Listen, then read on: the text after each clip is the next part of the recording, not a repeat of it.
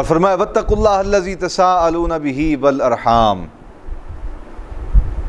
डरो उस रब से जिसके नाम की बरकत से तुम एक दूसरे से अपनी हाजतें पूरी करते हो, एक दूसरे से सवाल करते हो। वल अरहाम, और रिश्तों का लिहाज रखो, रिश्तों को ना तोड़ो। रिश्तों के तोड़ने के हवाले से सही बुखारी शरीफ की एक हदीस मुबारक समात फरमाए। सय्यद आलम जाने कायनात सल्लल्लाहु अलैहि वसल्लम ने इरशाद फरमाया, रिश्तों को तोड़ने वाला क़त्अन जन्नत में दाखिल नहीं किया जाएगा। रिश्तों को तोड़ने वाला। अब ये जो रिश्ते हैं, किस रिश्ते को तोड़ा जाएगा, किस रिश्ते को बहाल रखा जाएगा, इस हवाले से इस्लाम ने एक जामे निसाब दिया है। वो ये है कि हर उस शख्स से रिश्ता न तोड़ा जाएगा जिसके गले में इस्लाम की और रसूलुल्लाह सल्लल्लाहु अलैहि वसल्लम की ग़ुलामी का पट्टा है। अब इसमें एक बारीक बात ये समझ लें कि एक है क़त्अ ताल्लुक़ कर देना और एक है किसी शख्स से मोहतात हो जाना। ये दोनों चीज़ें अलग हैं। बाज़ औक़ात इस तरह की हदीस मुबारक जब हम सुनते हैं कि हुज़ूर ने इरशाद फरमाया क़त्अ ताल्लुक़ ही करने वाला हरगिज़ जो है वो जन्नत में दाखिल नहीं किया जाएगा, तो ख्याल ये आता है कि शायद अब हर एक से जो है वो अपने राज शेयर करने पड़ेंगे। नहीं, क़त्अ ताल्लुक़ ही करना एक अलग स्टेज है और किसी से मोहतात हो जाना उसकी गैर ज़िम्मेदाराना हरकत की वजह से, उसके बेअक्ली वाले कामों की वजह से उससे मोहतात हो जाना, ये एक अलग स्टेज है। किसी से मोहतात होना गोया अपना राज महफूज रखना है। और इसकी भी आका अलैहिस्सलाम ने तालीम इरशाद फरमाई, फरमाया अपने गुनाह पर किसी को गवाह ना बनाओ, हत्ता कि फरमाया नेकी भी करो तो उस पर भी किसी को गवाह ना बनाओ। दोनों जिहतों में अपने राज जो है वो छुपा के रखो। तो गोया खुद आका अलैहिस्सलाम ने तालीम इरशाद फरमा दी कि मोहतात रहना किसी बंदे जो ज़ाहिरन जिसकी हरकत और सकनात काबिल एतमाद ना हो, उससे बच के रहना ये अलग बात है, और किसी से बिल्कुल ताल्लुक़ तोड़ देना ये अलग बात है। और यहाँ फिर आमतुन्नास के हवाले से बात नहीं हो रही, यहाँ रिश्तेदारों के हवाले से बात हो रही है। यानी औलाद का वालिदैन से रिश्ता, वालिदैन का औलाद से रिश्ता। ये जो आजकल हमारे यहाँ आग करने का तसव्वुर आ गया है, यानी बेटा जो है वो अगर अपनी मर्ज़ी से कोई शादी करके बहू बना के ले आया है और उसकी कौम जो है वो इनकी कौम से नहीं मिलती, तो ऐसी सूरत में वालिदैन कहते हैं कि अच्छा इन्हें साड़ी नहीं ना मननी, इन उन्होंने से अपनी जायदाद तो आग करने आ। तो ऐसी सूरत में इस्लाम ऐसे तसव्वुर को क़त्अन कबूल नहीं करता, लिहाजा इस्लाम में आग करने का कोई तसव्वुर मौजूद नहीं। हत्ता कि अगर कोई बाप अपनी औलाद को आग कर देता है तो इस्लाम फिर भी उसकी विरासत में से उसकी औलाद को हक देने का हुक्म देता है कि बाप ने कह भी दिया है कि मेरी तरफ से आग है, मैं इसे जायदाद में हिस्सा नहीं दूंगा, फिर भी अगर वो बाप फौत हो गया है, जो उसका विरसा बाकी बचा है, उसमें से उस बच्चे को भी जायदाद में बराबर तकसीम किया जाए। ये इस्लाम ने इंसानों के हुकूक रखे हैं। इसी तरह भाई का जो भाई से ताल्लुक़ है, बहनों का बहनों से ताल्लुक़ है, और बकिया जितने रिश्ते एहसास वाले हैं, इनके हवाले से फरमाया गया कि इनका लिहाज रखो, इनसे क़त्अ ताल्लुक़ ही ना करो, इसलिए कि इन्नल्लाह काना अलैकुम रक़ीबा, अल्लाह ताला जो है वो तुम पर निगरान है। ये एक हदीस मुबारक समात फरमाया ऐसे सैयदना अबू हुरैरा रज़ियल्लाहु ताला अन्हु से।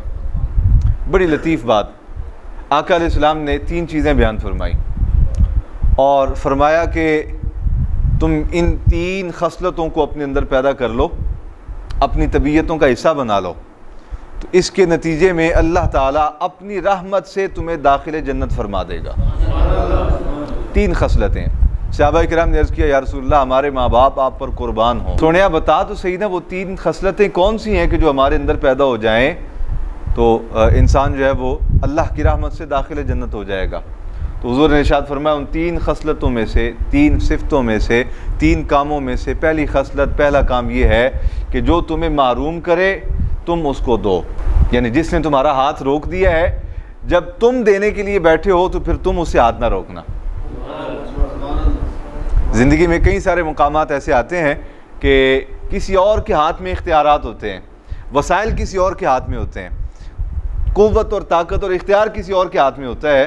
तो फरमाया उस लम्हे अगर तुम्हें किसी ने मारूम कर दिया है, तो जब पलट के इख्तियार तुम्हारे पास आए, कुव्वत तुम्हारे पास आए, इख्तियार तुम्हारे पास आए, वसाइल तुम्हारे पास आए, तो जैसे उसने तुम्हें मारूम किया था तुम उसे ऐसे मारूम न करना, तुम उसे अता करते रहना, तुम उसे देते रहना। फरमाया जो तुम्हें मारूम करे तुम उसे देते रहो।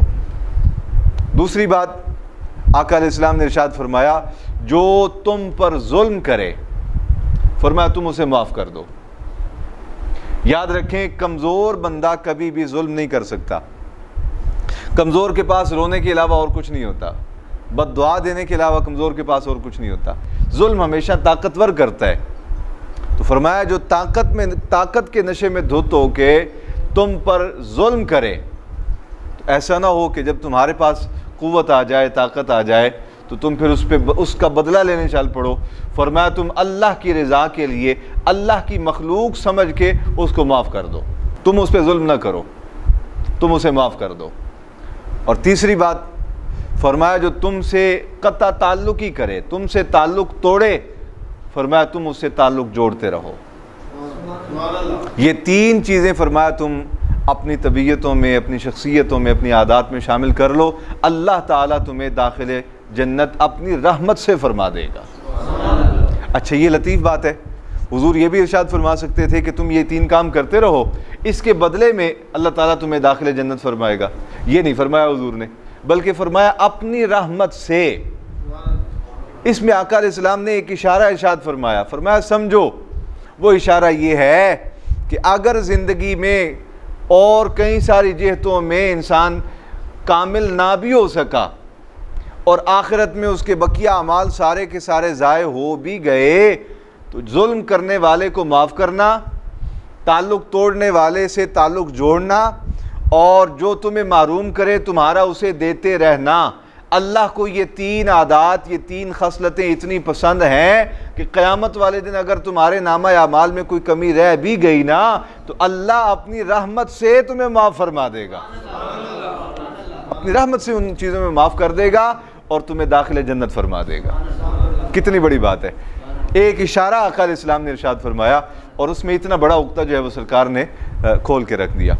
अल्लाह रब्बुल आलमीन हमने जो आज की आया मुक़द्दसा पढ़ी है, इस पे अमल करने की तौफ़ीक़ अता फ़रमाए। जो कुछ हमने बयान किया, अल्लाह ताला हमारी तबीयतों का उसे हिस्सा बना दे।